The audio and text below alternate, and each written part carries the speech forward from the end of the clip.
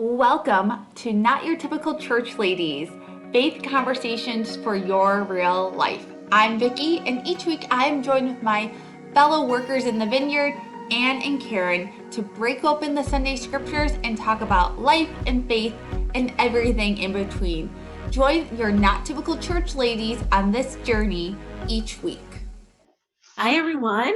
Welcome to our Palm Sunday Holy Week conversation. I'm here with Vicky and Karen, as always, to look at the readings for the week as we head into the home stretch for this Lent. Um, the Palm Sunday readings are always a bit of a challenge, not just because it's the Passion and it's challenging, but because it's just so long. Like I think we have like at least two full chapters of Matthew's gospel today, plus a kind of like a bonus prelude gospel. And so it can be a little hard to take in the whole of all of that at once, but we're going to do our best. I thought maybe we could start by looking at the second reading, actually, which is it's one of the oldest. The scholars think it's one of the oldest like Christian prayers that we have from Philippians here, and some of them think it was actually one of the hymns that the earliest Christians would have sung when they worshipped. So this is where it talks about how Jesus, though he was in the form of God, did not regard equality with God as something to be grasped. Rather, he emptied himself. And I was thinking about that verse as just sort of a description of what we've been talking about all through Lent, right? With becoming forever changed. And just how even going back to the first week of Lent, Jesus was relinquishing everything, one thing at a time, just laying it down, one thing after another, trusting in God, refusing to cling.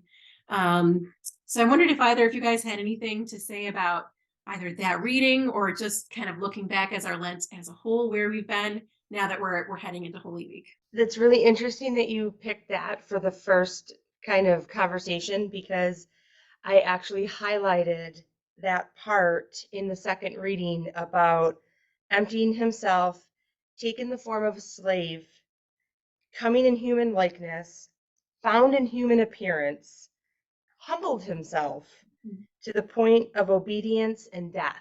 And I was like, and I highlighted that too because that just circles or like continues the conversation that we've been having about Jesus or God's human likeness in Jesus, fully divine, fully human. And, we say that we understand it. Like, oh yeah, Jesus was divine, Jesus was human. But like just the thought of it, I think is so overwhelming. And but I liked how this reading was not like taking the form of a king and taking the form of, somebody really popular in that area. It was the fact that he was a slave, and that kind of hints a reason why Jesus did what he did, or what he needed to do, what God needed him to do for us to be able to relate. So I agree with that. It kind of summed up the whole Lent, and I guess I never really paid attention to the other readings but the gospel for Palm Sunday because it is so long. So you're kind of like gearing yourself up for listening for that long. But I'm glad that we had that time this year to like really dive into it and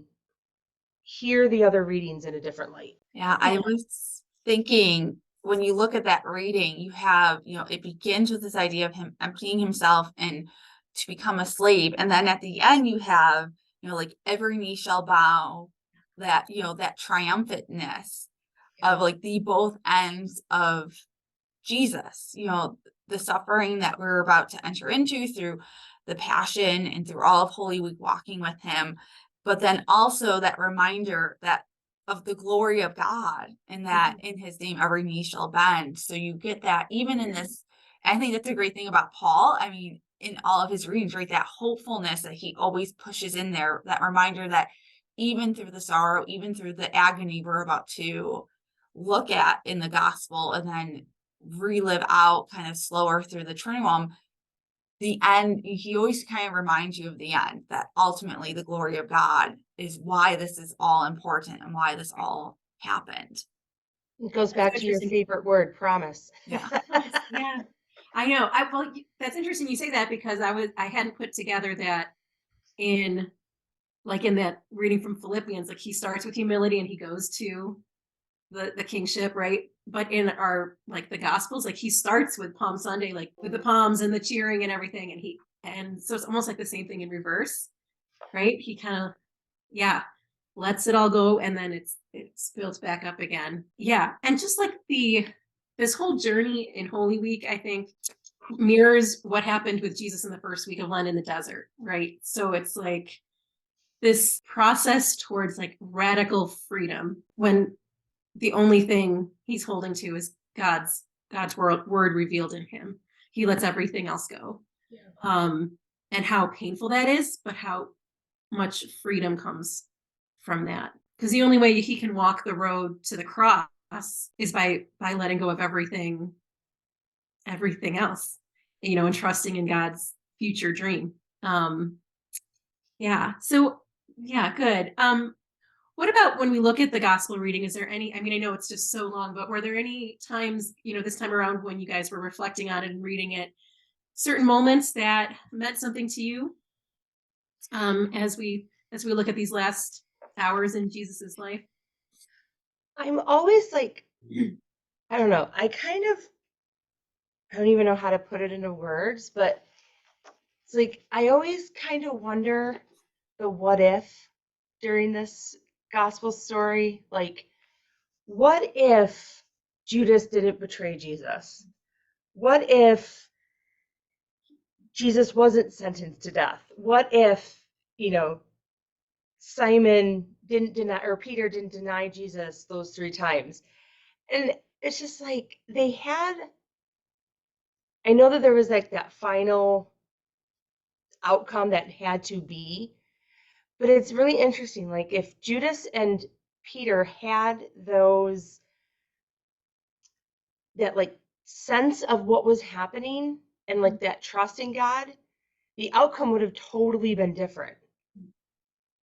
And I don't know, like for me, it's like we needed them to be human and have that contradiction of themselves and that fear, because that's how we are. And I think it's more relatable because they turned against Jesus, even though we kind of see them as like, how dare they do that? They knew who he was.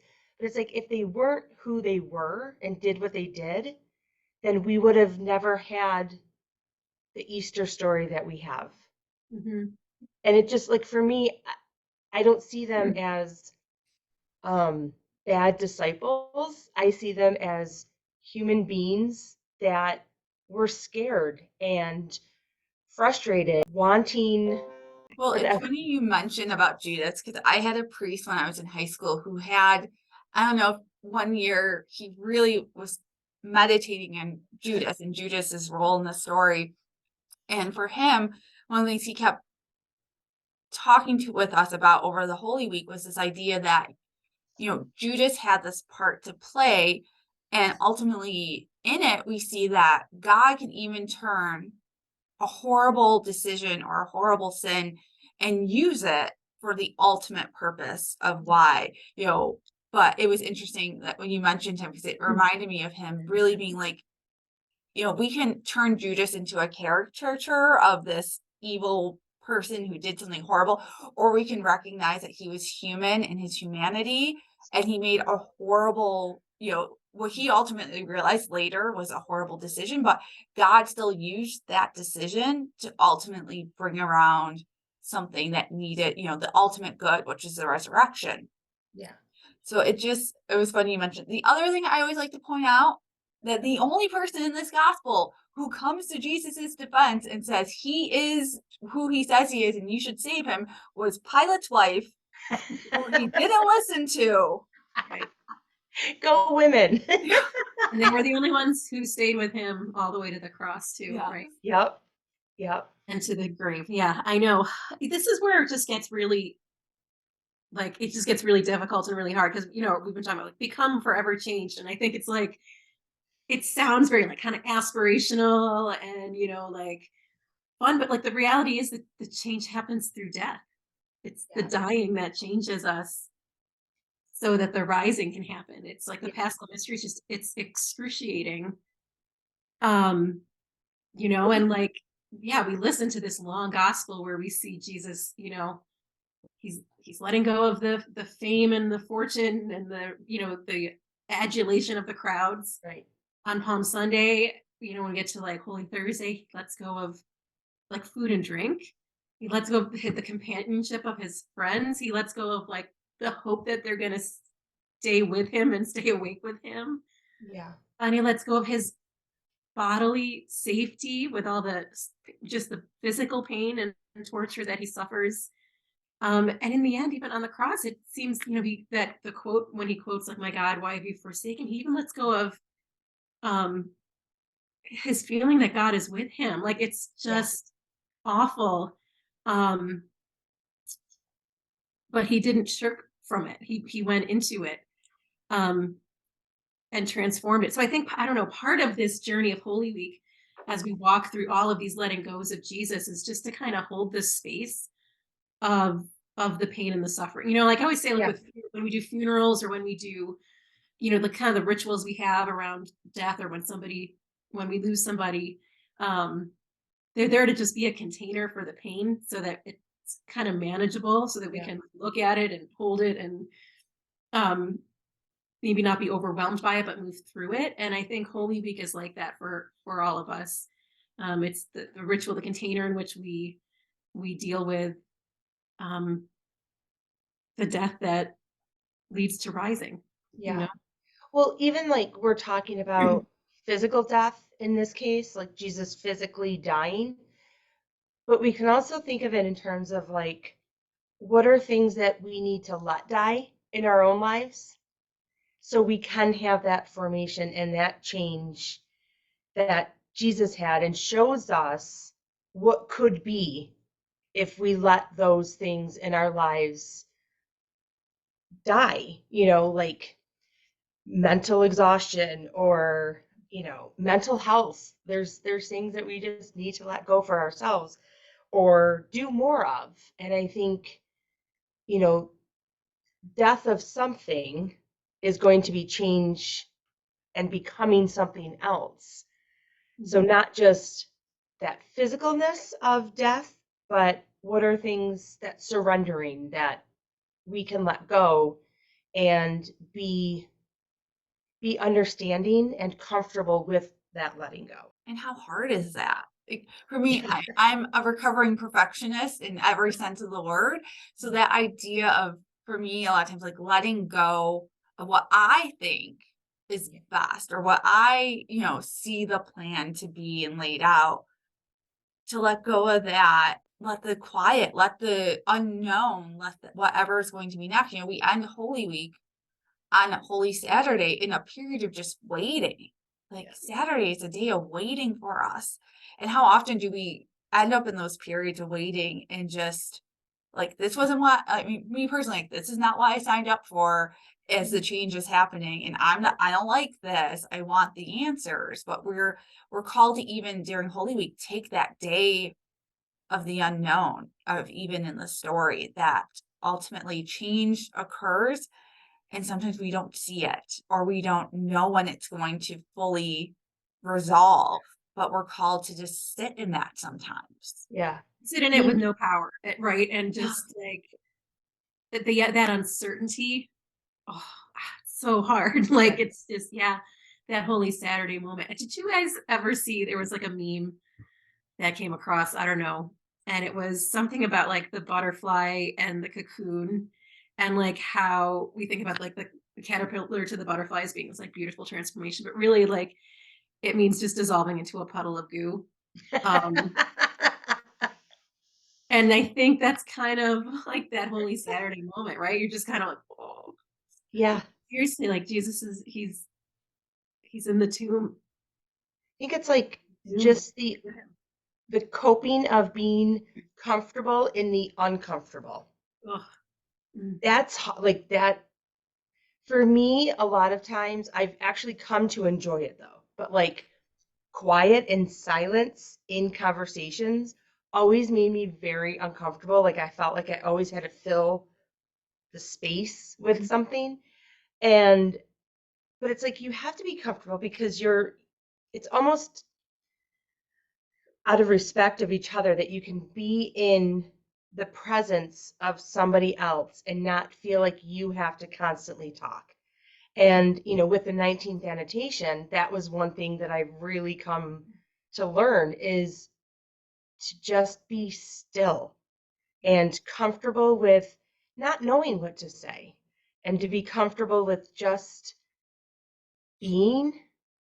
So yeah, like that for me I think for us it's different on Holy Saturday because we're working and we're ministering. So I would love to at some time in my life experience Holy Saturday at like a church in California where I absolutely know nobody.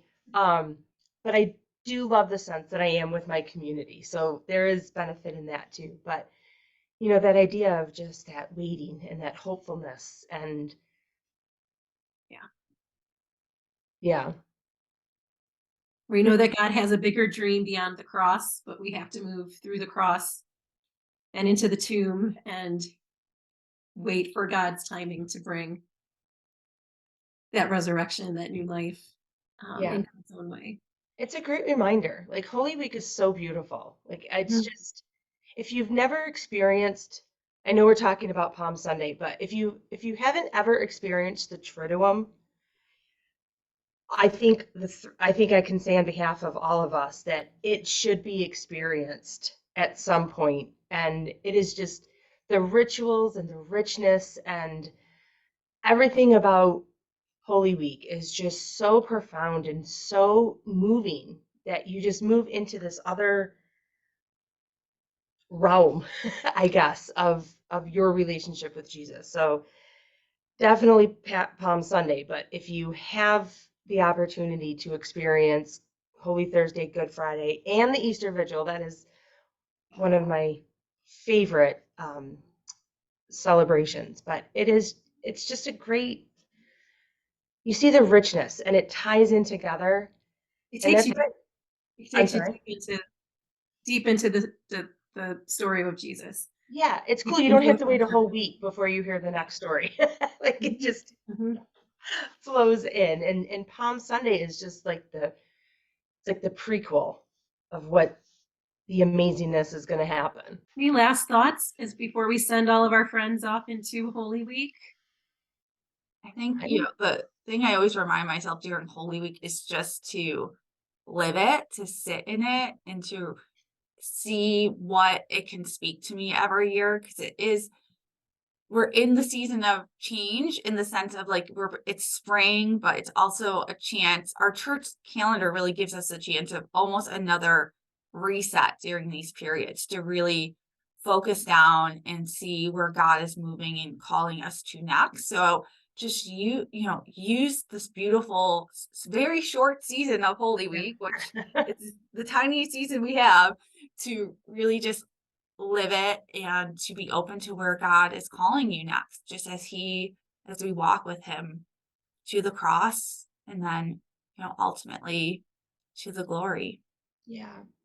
I think one last thing I just want to touch on is, we were talking in Advent about how busy we are trying to prepare for Christmas Day and the wrapping and the dinners and all of that. And just it's probably going to be hard, but try to do all your preparation before Palm Sunday. Like get all the candy, get all the baskets and everything so you really can give yourself this time that you deserve and that God wants you to have during Holy Week and that you're not thinking about all your to-do lists for Easter Sunday, but just to give yourself that time. You owe it to yourselves um, because our life is busy. And this is such an amazing story of change and awesomeness. So that's my little tidbit. Give yourself the time to sit at the foot of the cross. Yes. Yeah. Jesus is waiting to sit with you in whatever suffering or pain or change you are going through right now. Absolutely. Mhm. Okay, everybody. Well, know that Karen and Vicky and I will be praying for you this week, that God does great things in your heart through your prayer. And we hope you have a very holy week. And we'll see you next week when we will talk about Easter. Amen. Bye. Have a good week, everyone. On behalf of Anne, Karen, and myself, thank you again for listening to this episode of Faith Conversations for Your Real Life. Please make sure to subscribe to wherever you're listening or watching this episode. You can find the readings linked in the description box below, and we can't wait to see you again next time on Faith Conversations for Your Real Life with your favorite not so typical church ladies.